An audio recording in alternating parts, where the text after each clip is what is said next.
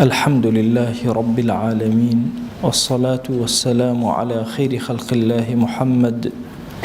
وعلى آله وأصحابه الكرام وتابعيهم بإحسان إلى يوم الدين.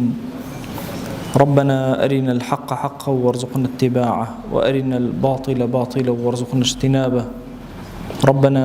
آتنا في الدنيا حسنة وفي الآخرة حسنة وقنا عذاب النار. بەڕێزان و خۆشەویستانم، لە خزمەت فقهی تەحولاتە باسی ئەومان کرد کە زەمەنی ئێمە زەمەنی غوثاءە، ئومەتی پێغەمبەر صلی الله عليه وآله وسلم کە ئەنەما کەفی سەر دەریایە و دەریایەک ئەیبا بەڕێوە، خاوەنی هیچ قەراراتێکی خۆی نییە، خاوەنی هیچ سیاسەت و سیادەیەکی خۆی نییە.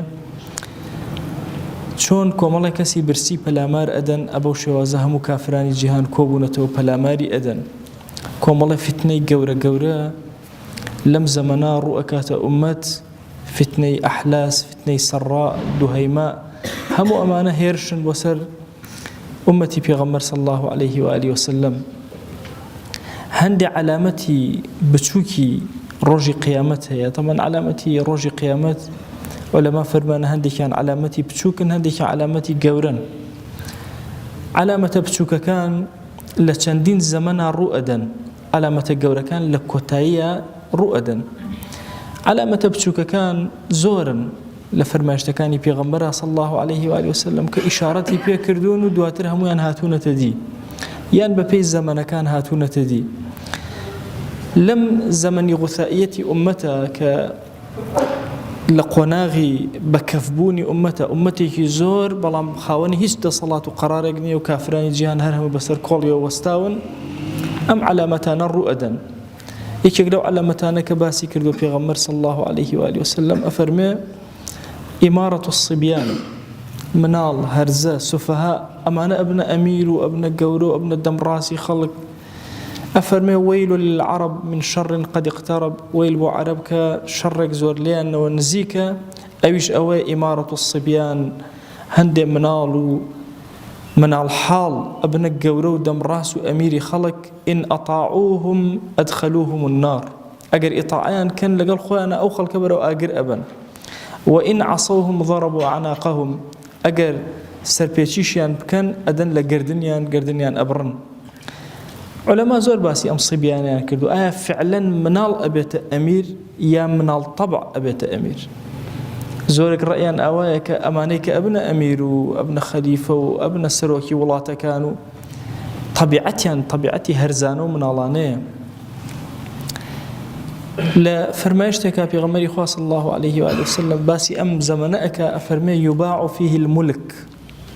مڵکایەتی، مەلیکایەتی، گەورایەتی، ئەمیرایەتی تایە ئەفرۆشێ، کڕین و فرۆشتنی پێوە ئەکرێ. ئەگەر ئەمڕۆ ینی واقعی ئەمڕۆی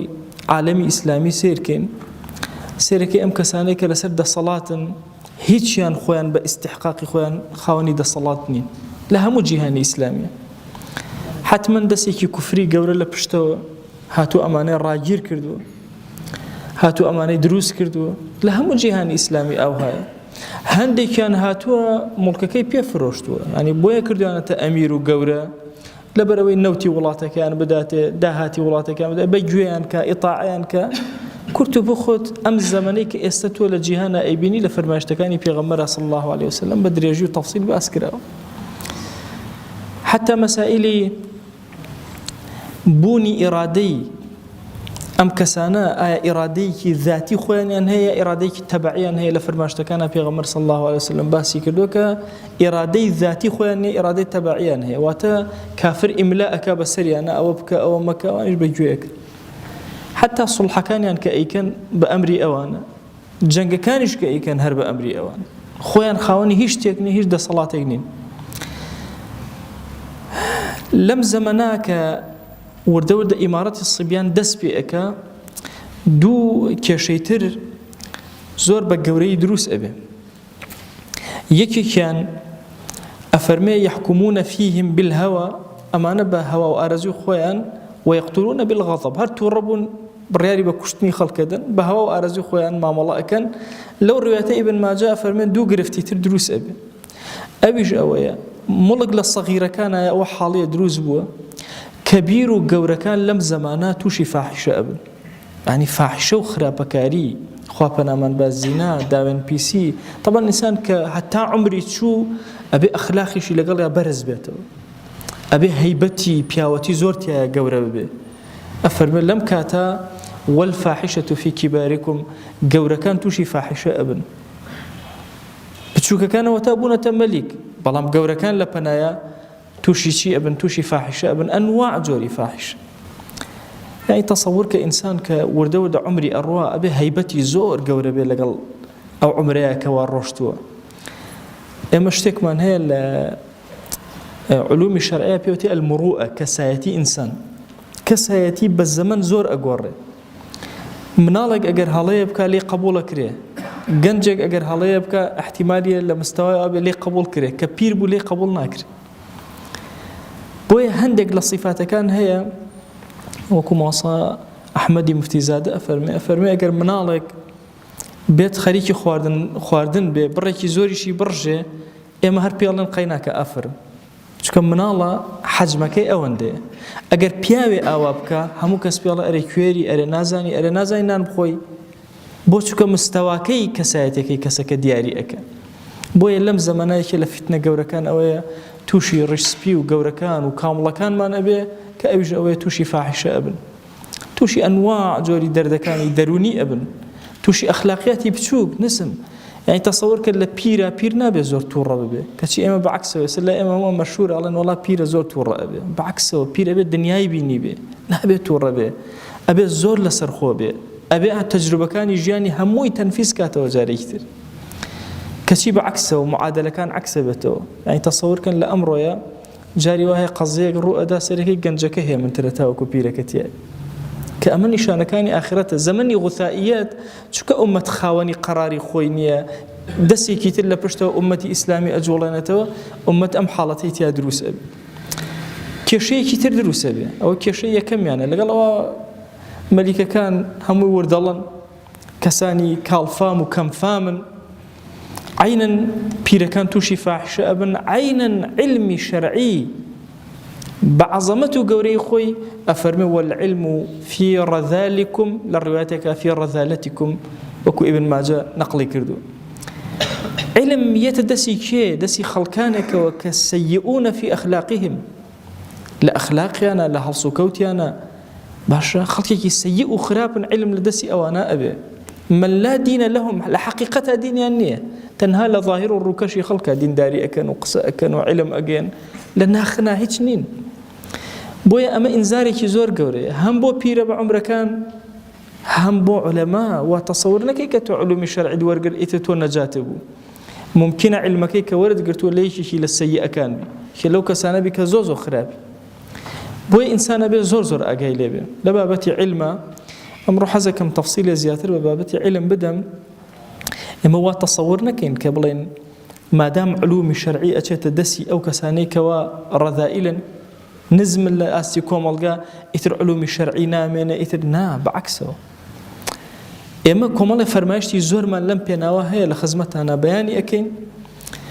أفرمي رواية كان زوري كان باسي قبض علم أكا للرجل قيامتها علم هل أجيره أفرمي ويقبض العلم وتظهر الفتن نشان كان الرجل قيامت علم هل أجيره فتنة زور أبي للروايات أفرمي إن بين يدي الساعة لأياما ينزل فيها الجهل ويرفع فيها العلم لبخاري هاتو أفرمي نشان كان آخرته جهل زور أبي علمي جور ده برز أبي تولنا كومالجايا نامنه إمام النبي أفرمي أنفر ما يشتاء كإنسان سيري أكاتوا تصورك علم هرنمنه فرمنا فرمايشتي كتير من هي بيغمري خوا صلى الله عليه وسلم أما دياري كردو بمن أبيش أويك أفرمي علم شون نامنه أفرمي إن الله لا يقبض العلم انتزاعا ينتزعه وكل بخاريات أفرمي أوني علم يكسر حل بقري رسر زيان نامنا ولكن يقبض العلم بقبض العلماء عالم كان عمريان كرت أبي أمرن زوريان تيا أمري وتا نماني علوم الشرعي بنماني عالم كان أبي زانا كان أبي حتى إذا لم يبقى عالما وهي ورد عالم نامنا عالم يكن نحريري قورك خلق كوكاته وهاي ليه خلق اتخذ الناس رؤوسا جهالا، خلق كومال السري كان السري خوان جاهلا نازانا فسئلوا فأفتوا بغير علم برسياريان لي أكري ببيع علم جواب أدنى. طبعا قورترين كيشي أمره الصحوي إسلامي لهريمي كردستان أم خالي برسياري لي بكري نزاني همو لا أنا كاي نزاني لخوته وجواب بيته. إما الله نشري علم كنشري دعوة كسنتي كي قورفة بس أبي خير بيته. رحمتي خوالة ابن تيمية بيه أفرمي أجر آياتي كي بيروزي قرآن تخويندو خود عربي تزاني آياتي كي قرآن تخويندو ليش تيجيشتي أفرمي تفسيري كربة ملك دانوي مشكي خود جناه باربيتيه إلا أبي بزاني زانيان شيان تولسدي بزاني علماء شيان إنجا تفسيري بكي يعني أشي زاني عربي كش أزاني نابي تفسيري بكي أبي بقريتوا بزاني كبار علماء جور زانيان شيان فرموه جوين رايان بكي بجوين بكي كلمات كاني أو النقل كي بويا فتوى ببيع علم يشكل نشانكاني أم آخر زمان نشانكاني زمن غثائية أمته قناغ غثائيتك أمته شي أم حالة أبي فأفتوا بغير علم فضلوا وأضلوا أفرمي خوشيان قمران خلقيش قمراءك أم خالا لمسألة علم أبي الزور هو الشيار بين لقلي أمام لك علومي شرعي أو النميني أو علماء كان ما دنك أمر وأم علوم الشرعية حتى هرج قيامة علوم الشرعي الصحيحة الأمانة مهما كان سري جهال زورب يعني تصور كان لما يجي إسلاميات شنجار كسب وهاتو حديث يدرس كده بدم بيغمبر صلى الله عليه وسلم كان حديث يدرس كده علماء دواي هاتون هموين دياري كده أو حديثة فلان دروسي كده هموين دياري كده تحديد كده بويا لفرمايشتك أفرمي يحمل هذا العلم من كل خلف عدوله سلفي صالحة خلقي زورها وعلمي ورقرتوا لناو خلفها همو خلف علم ورناقر أفرمي كي علم ورقر عدوله أوانيك عادل طبعا كسي صفتي تيابي قناهي كبيري أشكري نبي قناهي صغيري بردوامي نبي اشتيكي نكرد بمروءتي بشكي لبيش شاوي خلق اشتي هرزانو من الله نكرد به لكساتي خوينا ينابي تخوارو أم عدولانا لنا أمتا بردوام أمينا علوم الشرعي هل أقرن هركاتك خلقك هات تحريف يعني كل الدين أمانين رجع كنو هاتن وستيان هندي بابت لدينا بطال كنو أمان جوابيان أدنو هاتن تأويلي هندي اشتيان أمان رجع كنو وات الدين بقوته هذه خويا وهر أمانة مهما كان مجاهلة دروسة بس الدينه بويا هند جار لباسي أو فرمايشتاني كباسي فتنك مراحل قناغ كان باسك كباس أكري باسي علوم الشرعي أكري كاك الرؤساء جهال قيناك بازور به أوني الرؤساء عدال جنبه يا عادل كان نبن برامبر أمانوك خريكي جهالة بلاو كنا وجا كومال عالمي نحرير هي كتيئة سيري بري كتابة كانك جوان حالي أبي روني أكاتب أمت فسادي أو مفسدانا بيانك فرمايشتك زو سرنجي راكي شوام سبحان الله لم زمني غثائية أفرمي كافر ومشرك هردو كان منافق باشا أفرمي أمانا يتكلمون بلغة أهل العلم بزمان أهل العلم خساك للرواياتك أفرمي يتكلمون بكلامكم يعني تو شون آية يعني تو حديثة يعني تو إيش آية حديثة بوينت واتكافروا بدين أجات قناغك وأهل النفاق أجنا قناغك وملاي خوان هي عالمي خوان هي دينداري مثلا خوان هي بناي خوان كتو مناقشة كي همان بهمان زماني تو مناقشة لقلاك بويا أمتي إسلامي أو كسيك غمي بريتيلا هستانوي أمته دروزبونوي أمته أما إلا لنا كومالجاي إسلامي أمنه بلام أم فرماشتانا هموي إشارات بإيما أدن كأبي وريابين أبي بدوا علم زياتر بقرين خوما زياتر ما نوكين تمالين نكي كلمة أكد لسوتيك أخوان دو إتروا بزاني تنها وعلمنا علومي شرعي حتى قال أبي توتيا تقول أبي توتيا زياتر بوت الروشن أبيتو دين قورية مجال فكري إنسان كان زورتيا مجال فتوى زورتيا بوي إنسان لم آخر زمانه أبي زور بورياي ما ملك لقل علومه هرشتك زور أمين نبو لي لما وصايك زور معتبر ند بيستبو ئەبێ لە خۆتەوە بڵاوی نەکەیتەوە نەشری نەکەی چونکە جاری وا هەیە ئەکەویتە ناو فتنەی شیعەوە ئەکەویتە ناو فتنەی یەهودەوە نەساراوە وەکو لە فەرمایشتێکە پێغەمبەری خوا صلی الله عليه و سلم فەرمووی لە ئاخری زەمانە خەڵکی شوێن ئومەتانی پێشینە ئەکەون فرموي لا تقوم الساعة حتى تأخذ أمتي بأخذ القرون قبلها شبرا بشبر وذراعا بذراع بستو قول بقول وبال وبال شوين أوان أكون فرمان شوين كي أكون أي بيغمري خوا صلى الله عليه وسلم لكوي الرواية كان سي جهة دياري كراو للروايات فرمويان ما بست لفارس وروما فرموي ومن الناس إلا أولئك غير أوانا كي باسكم بل فارس وروما ما بسته وتشيع نصارى للروايات كثيرة فرمويان كيد ما بست أي بيغمر صلى الله عليه وسلم فرمو يهود ونصارى وتلم سفرقية تجاوزناك أم سفرقية إيش لسرتوك الشيعة إيش لسرك يهود إيش لسرك النصارى إيش لسرك لزمن غثائية تبتي أمس أنا بيكوا كار لسر أمتي بيغمر أكن صلى الله عليه وسلم بوي أمت أبي زوره الشيار به لما ملك الدنيا هرشي قري إسلامه هرشي كولكا كان دينه همي تاك أكريته إلى آخر زمانه خوشويس فرموي لتنتقضن عرى الإسلام عروة قري بابلين أوشتاني كإسلاميا قايم كردو أكرينا ويكم دانيانا فرموي شيء أولهن نقضا الحكم يكمين قري أمتي إسلامية كحكمة صدص على حكمك كراوة أخونا ما لدواء أو عران شي بدواء طبعا أخير عراك أكريته ونيرج بلام تشي لو بين زور أمين يكد لو أنا علماء فرمون دوهمين قري لأمتك أكريته قري علم لنا أمتك قري كي أكريته شواوي دروسة بي استو سيري أمره بكن مثلا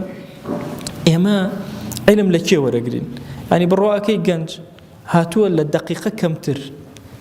باشا أقر مثلا وتاريخي ودانا بلا من نيو دقيقة سيري أكا زياتر وطاقتي نامن باشا شوين نيو دقيقة أكا كأما صفتي أمتي بيغمبر نبوة صلى الله عليه وسلم صفتي أمتي بيغمبر وخوشويسمان صلى الله عليه وسلم دانشتون بو بديار كتابة وسير كردن بو قالبون وبو قلبون وبو إما أمتي إقرأين أي أمرو أمتي جوا كرتنيكي زور كرتشو كالين ناچي نقولا يا علومي شرعية أما زور ضرورة إما آقاما ليبي أفرمون علماء نقضي حكم أبي نقضي علم أبي لزمني غثائية أمتا يكوم الفصل دروسة فصل دين ودولة فصل عقيدة لقل إحسانة عقيدة وتزكية عقيدة أبتا علم أخوانية تزكية شتيكي تربي بينما أمدوش تيكشتن خوي تزكية بروبومي عقيدة باكة عقيدة كي باكي خواناسي تبو أبي تزكية تبي كشي كابرا عقيدة كي باكي خوانده هيش تزكية وتربية لم لو أمي تربى حساب تزكية وتربية كعقيدة كي نقصاني هي أما هو نشانة كان زمن غثائية كأمد لسرقة كان خوينية تاريخ الديانات يعني أستور إما ديانات أكين باش ميجوي إما كامية إما هزار صار حكم جيهان ما نكردو كور هذا يجن شيء خلنا تقول لسر أم حكومات شون حكم ما نكرد شون جيهان ما بدو بريو أبا مش برزي بردو ما نبريو بيلاي مزجوتك ما بيرجنا كريتو أيه بتش هوازق تمام الله يكردو تصور كل زماني خلفاء إما وأذن خليفة بيا يكيد داما يخرسن ملائكة وكم من بو أجيل الدنيا نبي خليفة مسلمان له همو جهانا حركة وجوله يقرأ دا بأجيله تصور كجاري وهب ومليكة لأنه أوروبا يدان راو محاولين كده براكة بيت ملك شو كسي كي لاواز بو به زكنا يعني يشتو به إيش يعني لسر همو جهان كردو شون أمر كافر إيش لسر إماكا بعكس أمتي إسلامية إيش لسر همو جهان كردو لشوينك ظلمك وحتى ظلم لكافر قبول نكراوه ظلم ملتك خوي كرد به لما يجوي دولتي مسلمانان أخواني تو تشنجار حصار خراوة شوينك كافر كي حصارك إيش كانوا خلقي مسلمان دبر أمتي إسلامي أمتي خوتوني أو الداما وكو أمره أمتي كراوة الدنيا ديدا إنجا ثوابت متغيرات يعني حتى يستجئ نازل الثوابت متغيرات شيء أصولي فقه شيء هم يتكلموا بسريكا شنك أو علميك استئم بمنهج نايخوانين علميك عشوائية ين هركس اشتيك أخواني ركي لسوتشك وخريك منهجك نيكو من كاتو بينما تصورك لبنجا صلموا بيشا بهمو مزقوتكاني كردستان بقرايتا برسيار بكدا يك جور جواب دسك ئەی ئێستا 50 جۆر جواب دەسەکە هیچیشی ئاگای لە دلیل نییە کە ئەمەتان عەرزەکەم لە خۆ عەرزتان ناکەم. جارێ لە خزمەت کۆمەڵە مامۆستای زۆرە دانیشتە بووم، مەسئلەیەکم باس کرد، مەسئلەی نوێژی سونەت لەگەڵ جەمعەکانە. ئەگەر تۆ نوێژ جەمعەکەی سونەتەکانی چۆنەکەی؟ زۆرینەیان جوابیان دامەوە، وتم کێ لە شوێنێکە بینیوێتی، نەک جوابم بداتەوە، بینی بێتی وەکو کتێب سەیرت کردبێ ئەو مەسئلە ئەو هەیە. خۆ بڕێ لە جوابەکان ڕاست بوو، بەڵام کەسی لە شوێنێکە نەیبینی بوو کە زانایە لە زانەکان بڵێ سونەتەکان ئاوا جێبەجێک، کە طبعاً لەگەڵ قەسڕە سونەت نامێنێ، لەگەڵ جەمعە سونەت هەرەمێنێ. کەسێن نەخۆشە نوێژەکانی جەمعەکە ئەی سونەتی نوێژەکان چی لێ بکە، هی پێشەوە هی دواوە چۆنە، ئەحکامی هەیە هەمووی. تەسەوورەکە هەمووی قسەکە علومی شەرعیەکە گەڕانەوە بەسەر کتێبەکە نییە. بۆیە زۆر کات کە تووشی هەڵەیەک ئەبێ لە فتوایەکە هەڵەکە دواتریش ناتوانێت بچێ ئەم هەڵەیە ڕاست کاتەوە، کەسەکەی بۆ نادۆزرێتەوە، یا پێی عیبە پێی شەرمە، کە لە عیلمە شەرم نییە ئەبەدەن. تەسەووف لە سونەتی پێغەمبەر صلی الله علیه وسلم لەم زەمانە جیا کراوەتە. ئەزان ئەو کەسانەی کە سۆفی بوون باشترین کەسێک بوون بۆ تەطبیقی سونەتی پێغەمبەر صلی الله علیه وسلم. کەچی ئەمڕۆ کەسی وایە ئیدعای ئەوە ئەکا سۆفیەکی چاکە، کەچی فەرمایشتێکی پێغەمبەر ئەبینێ صلی الله علیه وسلم، کەچی ناچە جێبەجێک، تەنفیزی ناکە، دوورەکەوێتەوە لێی. ئەسڵەن هەندێک جار لەوە چێ معانەدە بکە، عنادی بکە لەگەڵ حەدیثێکی پێغەمبەر صلی الله علیه وسلم، و کەی صفەتی ئەهلی تەسەووف بووە. ئەمە ئەم زەمەنی غوثائیەتی وای کردووە کەسێکی سۆفی سێرەکەی لە حەدیث دوور خراوەتەوە، کەسێکی عەقیدە پاکیش لە تەسەووف دوور خراوەتەوە، کە ئەمە زەمەنی غوثائیەتە، ئەمە ئیشی خۆمان نییە، کافر ئیشی کردووە. علم و دین پێکەوە جیا کراونەتەوە، ئەوەیە کە باسی ئەکەین. کەسێک علم وەرەگرێ بەڵام دینی نییە، ئەوی ترمان دینی وەرگرێ بەڵام علمی نییە. بينما علم الدين بيك وأمتي بيغمر صلى الله عليه وسلم ورا كسيك أزاني للصالكة كان خطبة جوالي أقري كان وساعاتي لمحاضرات أداء نشي. والله أمتي بيغمر صلى الله عليه وسلم أبوي أمتي كي زور مثقف وقوراه شك أوهم جواني أبينه لو لا دياني كملايتي ما نكرد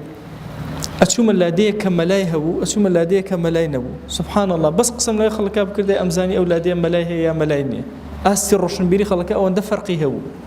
ئەبێ ئومەتی پێغەمبەر صلی الله علیه وسلم زۆر لە پێشەوە بێ، علم و دینی پێکەوە گرێدا بێ.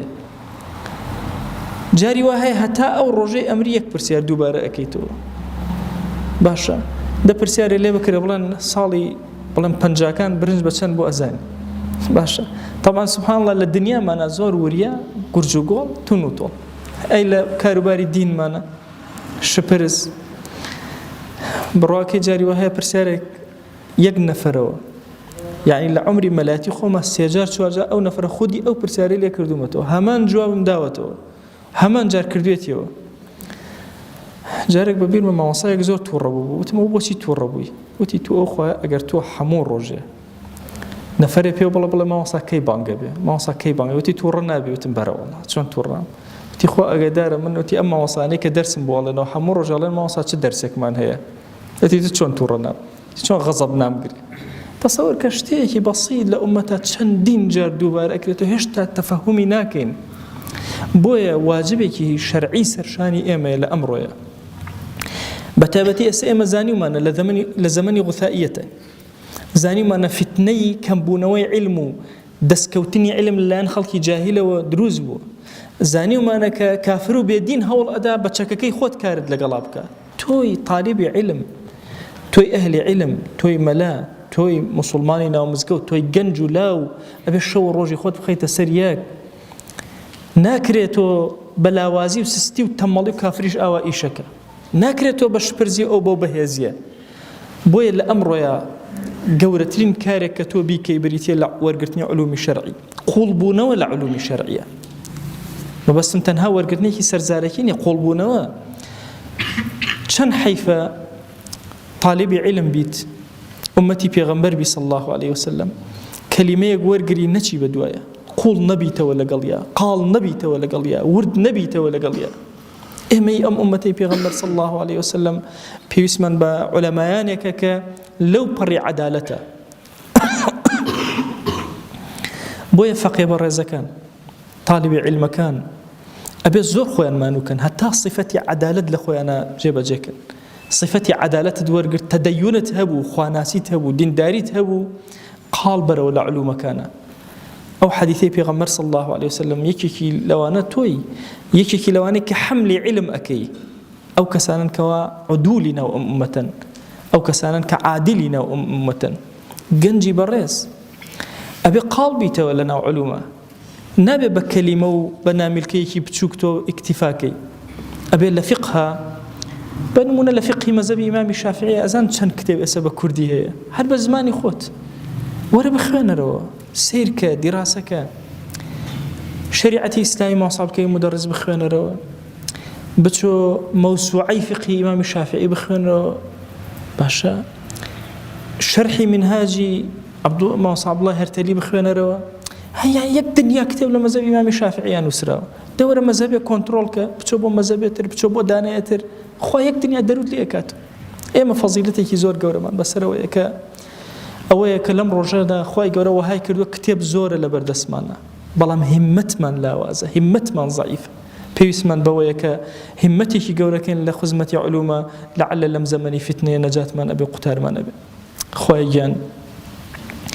لێت ئەپاڕینەوە لێت ئەلاڵینەوە ئێمە لە زەمەنی فتنەکانە ئەژین یا ئیلاهی هانامان بۆ لای تۆ بەرز کردێتەوە داوات لێ ئەکەین بە ڕەحمەتی خۆت بە گەورەی خۆت بە کەڕەمی خۆت دەرگاکانی خێر بەسەرمانە بکەرەوە ئیمانمان سەلامەت کە یا رب العالمین یا ئیلاهی داوات لێ ئەکەین بە ناوی جوانت بە صیفەتی بەرزە بە ئیسمی عەظەمت کەڕەمی خۆت بەسەرمانە ببارێنە عەفوی خۆت بەسەرمانە ببارێنە قبوڵی خۆت بەسەرمانە ببارێنە طاعتەکانمان قبول کە یا رب العالمین ذکر و ئەورادمان قبول کە یا ئەکرەم الئەکرەمین لە فاحیشە و خراپەکاری بمان پارێزە یا رب العالمین ئیلاهی داوات لێ ئەکەین بە ناوی جوانت بە صیفەتی بەرزە بە ئیسمی عەظەمت علومی شرعی لەناومانە زیاد کە لەناو میلەتی کووردا یا ئیلاهی علومی شرعی زیاد کە دەرگاکانی خەیر بەسەرمانە بکەرەوە ئیلاهی داوات لێ ئەکەین بە ناوی جوانت بە صیفەتی بەرزە بە ئیسمی عەظەمت ئیمانمان سەلامەت کە لەم زەمەنی فتنە یا رب العالمین عەقیدەمان ڕاسخ و دامەزراو کە یا ئەکرەم الئەکرەمین إلهي داوال لي أكين بناوي جوانت بصفتي برزة باسم عظمت قوري خوت بكرمي خوت برحمتي خوت يا إلهي لسرجم قناهك كردومان بمن بورا بمن بخشا أوي أمانة بمن عطاك بخوا إلهي أما لم زمنا كرو كويرو كاسين يا إلهي هانا تنها ولاي تو برزكينوا تو خود بقوري خود رحمتي خود بسرمانا ببارينا تو خود نوچوان من بقرب خير دور من خير ولا شر يا رب العالمين هرچی چاك بو دين من بو جين من بو دنيا من بو آخرت من بمن عطاك يا أكرم الأكرمين إلهي هرچی حاجة كان لاي تو حل أبي لاي تو چار سر أبي وإمج درد حالي خو من هر همو بو لاي تو برزكينوا تو خود چاک من که تو خود باش من که تو خود هدایت من بده تو خود شفا من بو بنيره تو خود علم من زیاد که تو خود دروي خير من ليكروا إلهي أمتك پیغمبر صلى الله عليه وسلم زور لنشستي لزور لنا راحتي يا هانا بولاي تو إهين يا إلهي رحمت بسر أمتا ببارينا يا إلهي كرمي خود بسر أمتا ببارينا درقا كاني خير بسر أمتا بكروا يا رب العالمين سيادة وقيادة جهان بخروا دسمان يا أكرم الأكرمين إلهي أزانين إما شاينين بلام يقين من هي كتور شايني دا إلهي بشايني خود برز من كرو دروس من ك بمن كر خدمت كاري أم دينة يا رب العالمين إلهي أم عبدان الريان كردوت أم ماليتو بخوا دسي زلي دعاء تنها بولايتو برزكنوا إلهي أمانة سجدة لحضوري تنها تو يا أبن ركوع تنها لبردم مقامي تو يا أبن دا إلهي دعاك ننجرابك هرشي أيانا ويلتشاك وخير دنيا وآخرة بيان عطاك آمين آمين والحمد لله رب العالمين وصلى الله على سيدنا محمد وعلى آله وصحبه وسلم تسليما كثيرا أبدا إلى يوم الدين خواهي قول لقناه من الشيء أجبوري خوالي من قبلك أما هم نشان كان زمن غثائية كأمد لسرقة كان خوينية تاريخ الديانات يعني أستور إما ديانات أكين باش ميجوي إما كامية إما هزار صار حكم جيهان من كردو كور هذا يجن شيء خلنا تقول لسر أم حكومات شون حكم من كرد شون جيهان ما بدو بريو أبا مش برزي بردو ما نبريو بيلاي مزجوتك ما بيرجنا كريتو أيه بتش شوازق تمام الله يكردو تصور كل زماني خلفايا إما وأذن خليفة بيا يكيد داما يخرسا ملائكة وكم من بو أجيل الدنيا نبي خليفة مسلمان له همو جهانا حركة وجولا يقرأ دا بأجيله تصور كجاري وهب ومليكة لأنه أوروبا يدان راو محاولەیان کردو براکەی بێتە مەلیک، چووە کەسێکی لاواز بووە بەهێزەکە نەیانهێشتۆ ببێ، ئیشیان لەسەر هەموو جیهان کردووە. چۆن ئەمڕۆ کافر ئیش لەسەر ئێمەکە، بەعکسەوە ئومەتی ئیسلامی ئیشی لەسەر هەموو جیهان کرد. لە شوێنێکە زوڵمێکە و حتا زوڵم لە کافر قبول نەکراوە، زوڵمی لە میلەتەکەی خۆی کردبێ لە مێژووی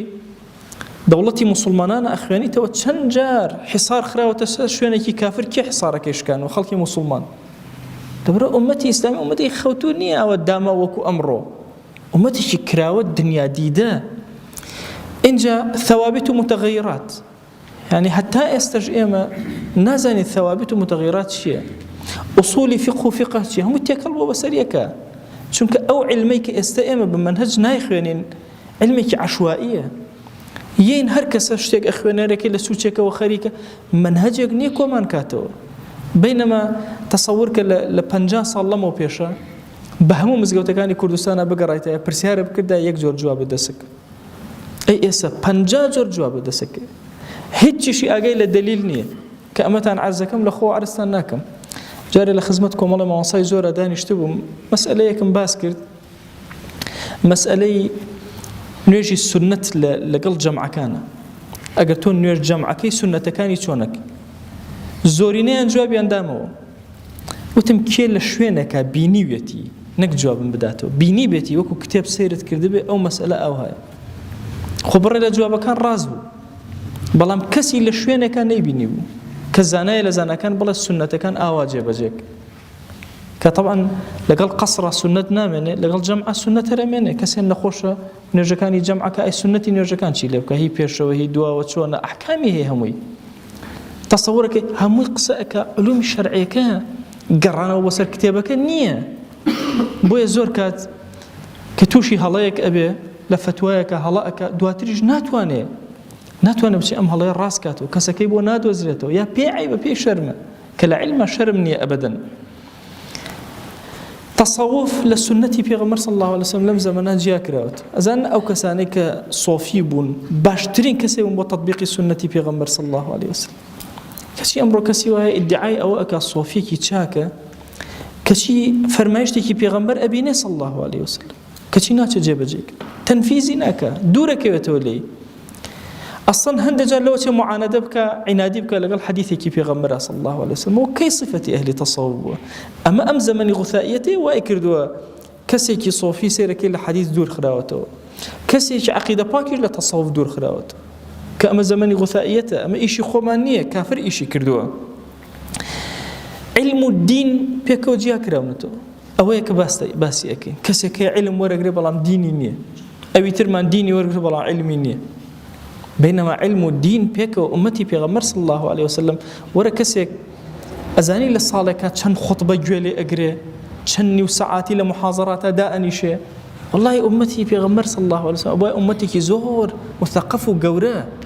شك أوهم جواني أبينه لو لا دياني كملايتي ما نكرد أشوم اللادية كملاي هو أشوم اللادية كملاي نبو سبحان الله. بس قسم لا يخلك بكرد أمزاني أولادي ملاي هي ملايني ئاستی ڕۆشنبیری خەڵکە ئەوەندە فەرقی هەبوو. ئەبێ ئومەتی پێغەمبەر صلی الله علیه وسلم زۆر لە پێشەوە بێ، علم و دینی پێکەوە گرێدا بێ. جاری وا هەیە هەتا ئەو ڕۆژەی ئەمری یەک پرسیار دووبارە ئەکەیتەوە. باشە دە پرسیارێ لێ بکرێ بڵێن ساڵی بڵێن پەنجاکان برنج بە چەند بۆ ئەزانی. باشە طبعا سبحان الله لە دنیامانە زۆر وریە گورج و گۆڵ تون و تۆڵ، ئەی لە کاروباری دینمانە شپرز بڕواکەی جاری وهەیە پرسیارێک یەک نەفەرەوە، یعنی لە عمری مەلایەتی خۆمە سێجار چوارجار ئەو نەفەرە خودی ئەو پرسیارەی لێ کردومەتەوە، هەمان جوابم داوەتەوە، هەمان جار کردوێتیەوە. جارێک بە بیرمە مامۆستایەک زۆر تووڕە بوو، وتمەوە بۆچی تووڕە بووی؟ وتی تو ئەو خۆیە ئەگەر تۆ هەموو ڕۆژێ نەفەرێ پێ بڵێ مامۆستا کەی بانگە بێ، مامۆستا کەی بانگە، وتی تووڕە نابێ. وتم بەرە وەڵڵا چۆن تووڕام؟ وتی خۆ ئەگەدارە من وتی ئەم مامۆستانەی کە دەرسم بۆڵێنەوە هەموو ڕۆژەڵێن مامۆستا چ دەرسێکمان هەیە، ئەتی چۆن تووڕە نام، چۆن غەزەب نامگری. تەسەوور کە شتێکی بەسیط لە ئومەتە چەندین جار دووبارە ئەکرێتەوە هێشتا تەفەهومی ناکەین. بۆیە واجبێکی شەرعی سەرشانی ئێمەیە لە ئەمڕۆیە. بەتایبەتی ئێستا ئێمە زانیومانە لە زەمەنی غوثائیەتە، زانیومانە فتنەی کەمبوونەوەی علم و دەستکەوتنی علم لەلایەن خەڵکی جاهیلەوە دروست بووە. زانی ومانەکە کافر و بێدین هەوڵ ئەدا بە چەکەکەی خۆت کارت لەگەڵا بکە. تۆی طالبی علم، تۆی ئەهلی علم، تۆی مەلا، تۆی مسلمانی ناو مزگەوت، تۆی گەنج و لاو ئەبێ شەو ڕۆژی خۆت بخەیتە سەر یەک. ناکرێتەوە بەلاوازی و سستی و تەمەڵی و کافریش ئاوا ئیشەکە، ناکرێتەوە بە شپرزی ئەو بۆ بەهێزیە. بۆیە لە ئەمڕۆیە گەورەترین کارێک کە تۆ بیکەی بریتە لە وەرگرتنی علومی شەرعی، قوڵبوونەوە لە علومی شەرعیە. مەبەستم تەنها وەرگرتنێکی سەرزارەکی نیە، قوڵبوونەوە. چەند حەیفە طالبی علم بیت، ئومەتی پێغەمبەر بی صلی الله عليه وسلم، کەلیمەیەک وەرگری نەچی بە دوایە، قوڵ نەبیتەوە لەگەڵیا، قاڵ نەبیتەوە لەگەڵیا، ورد نەبیتەوە لەگەڵیا. ئێمەی ئەم ئومەتەی پێغەمبەر صلی الله عليه وسلم پێویستمان بە عولەمایانێکە کە لەو پەڕی عەدالەتە. بۆیە فەقێ بە ڕێزەکان، طالبی علمەکان ئەبێ زۆر خۆیان مانووکەن، هەتا صفەتی عەدالەت لە خۆیانە جێبەجێکن. صفەتی عەدالەتت وەرگرت، تەدەیونت هەبوو، خواناسیت هەبوو، دینداریت هەبوو، قاڵ بەرەوە لە علومەکانە. ئەو حەدیثەی پێغەمبەر صلی الله عليه وسلم یەکێکی لەوانە تۆی، یەکێکی لەوانەی کە حەملی علم ئەکەی، ئەو کەسانن کەوا عودولی ناو ئەم ئومەتن، ئەو کەسانن کە عادلی ناو ئەم ئومەتن، گەنجی بەڕێز. ئەبێ قاڵ بیتەوە لە ناو علومە، نابێ بە کەلیمە و بە نامیلکەیەکی بچووک تۆ ئیکتیفاکەی. ئەبێ لە فقها بنمونە لە فقهی مەذهبی ئیمامی شافعی ئەزان چەند کتێب ئێستا بە کوردی هەیە، هەر بە زمانی خۆت وەرە بخوێنەرەوە، سیرکە، دیراسەکە، شریعەتی ئیسلامی ماوەسا بکەی، مدەرس بخوێنەرەوە، بچۆ مەوسوعەی فقهی ئیمامی شافعی بخوێنەرەوە، باشە شەرحی منهاجی ماوەسا عەبدوڵڵای هەرتەلی بخوێنەرەوە. هەیە یەک دنیا کتێب لە مەذهبی ئیمامی شافعییان نووسراوە، دەوەرە مەذهبێک کۆنتڕۆڵکە، بچۆ بۆ مەذهبێتر، بچۆ بۆ دانەیەتر، خوا یەک دنیا دەرود لێ ئەکات. ئێمە فەزیلەتێکی زۆر گەورەمان بەسەرەوەیە کە ئەوەیە کە لەم ڕۆژەدا خوای گەورە وەهای کردووە کتێب زۆرە لە بەردەستمانە، بەڵام هیممەتمان لاوازە، هیممەتمان زەعیفە. پێویستمان بەوەیە کە هیممەتێکی گەورەکەین لە خزمەتی علومە، لەعەلە لەم زەمەنی فتنەیە نەجاتمان ئەبێ، قوتارمان ئەبێ. خوای گیان لێت ئەپاڕینەوە، لێت ئەلاڵینەوە. ئێمە لە زەمەنی فتنەکانە ئەژین، یا ئیلاهی هانامان بۆ لای تۆ بەرز کردێتەوە، داوات لێ ئەکەین بە ڕەحمەتی خۆت، بە گەورەی خۆت، بە کەڕەمی خۆت دەرگاکانی خێر بەسەرمانە بکەرەوە، ئیمانمان سەلامەت کە یا رب العالمین. یا ئیلاهی داوات لێ ئەکەین بە ناوی جوانت، بە صیفەتی بەرزە، بە ئیسمی عەظەمت، کەڕەمی خۆت بەسەرمانە ببارێنە، عەفوی خۆت بەسەرمانە ببارێنە، قبوڵی خۆت بەسەرمانە ببارێنە، طاعتەکانمان قبول کە یا رب العالمین، ذکر و ئەورادمان قبول کە یا ئەکرەم الئەکرەمین، لە فاحیشە و خراپەکاری بمان پارێزە یا رب العالمین. ئیلاهی داوات لێ ئەکەین بە ناوی جوانت، بە صیفەتی بەرزە، بە ئیسمی عەظەمت، علومی شرعی لەناومانە زیاد کە، لەناو میلەتی کووردا یا ئیلاهی علومی شرعی زیاد کە، دەرگاکانی خەیر بەسەرمانە بکەرەوە. ئیلاهی داوات لێ ئەکەین بە ناوی جوانت، بە صیفەتی بەرزە، بە ئیسمی عەظەمت، ئیمانمان سەلامەت کە لەم زەمەنی فتنە یا رب العالمین، عەقیدەمان ڕاسخ و دامەزراو کە یا ئەکرەم الئەکرەمین. إلهي داوال لي أكين بناوي جوانت بصفتي برزة باسم عظمت،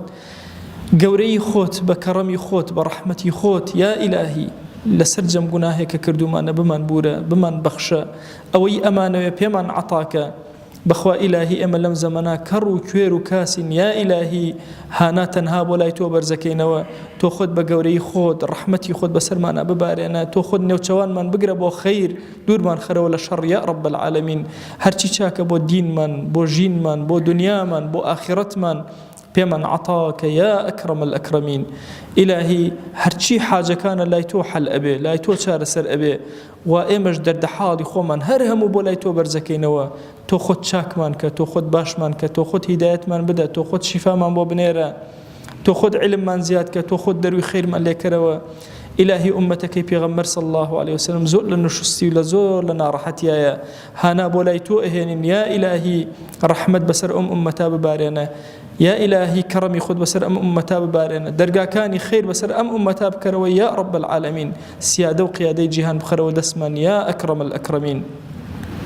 إلهي أزانين إما شاينين بلام يقين من هي كتو شايني، دا إلهي بشايني خود برز من كرو دروس من ك بمن كر خدمت كاري أم دينت يا رب العالمين.